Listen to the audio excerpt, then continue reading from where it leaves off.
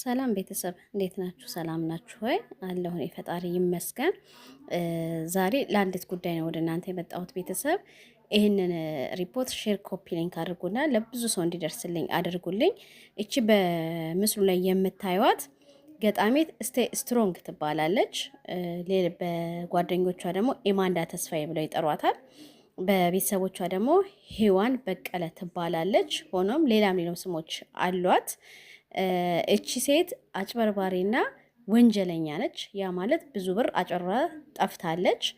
በዱባይ ነበረ የምትኖረው፣ ዱባይ ነው ያለችው። አሁን ግን እርግጠኛ ዱባይ ለመኖሯ ማስረጃ ስለሌለን ዱባይ ያላችሁ ሰዎች አቡሄል አካባቢ ላይ ያላችሁ ሰዎች እባካችሁን እችን ሴትዮ ካያችሁ ወይም ደግሞ ቦታም ቀይራ ከሆነ ካለችበት አካባቢ ላይ ሪፖርት እንድታደርጉልን እንድታሳውቁን ስል በትህትና ጠይቃለሁኝ።